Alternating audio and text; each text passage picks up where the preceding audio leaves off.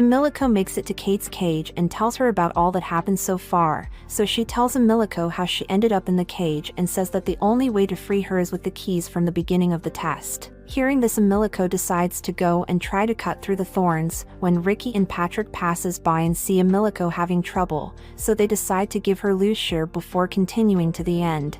Emilico cuts through the thorns and reaches the control panel, but it's locked. The cage begins to fall, but Kate held onto the roof, so Emilico jumps towards her and catches Kate as they fall into the carriage filled with flowers Emilico collected.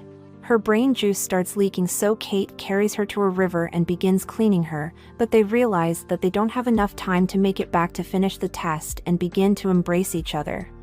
While Edward begins doing a villain monologue about his master plan, but he hears something weird and rushes upstairs to see them using the waterway inside the carriage to head towards the finish line as Kate steers them in the right direction. They crash into the wall and get thrown into the air, but Kate comes in clutch and sprouts wings to give them style points and completes the test. Shirley and Rum walk along the path as her Shadow Master calls Rum's name for the first time, but begins to slow down and dissolves into pure soot, while Rum cries for the loss of her master.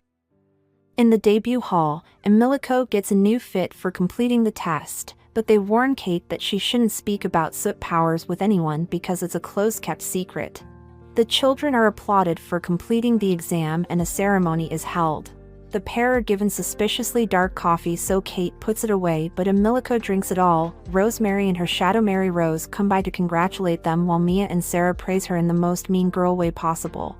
The children are called to the front, where everyone realizes that Rum has failed. The shadows begin to question the morality of the situation, but the living dolls seem to be acting strangely.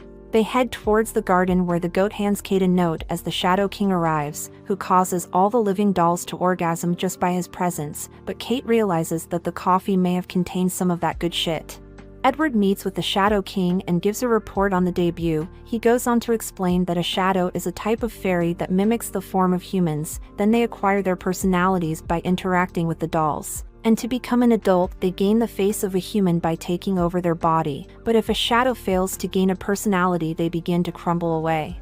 They begin to suspect there are living dolls that aren't following the rules, so they decide to make all dolls drink coffee that will keep them loyal to the Shadow House, and reveal that Rum was also given this coffee to be repurposed as a veiled doll. They promote Edward to be in charge of the children, but punishes him because only one shadow failed the test. He walks away while plotting another plan to rank up inside the Shadow House, to catch Kate plotting against the king.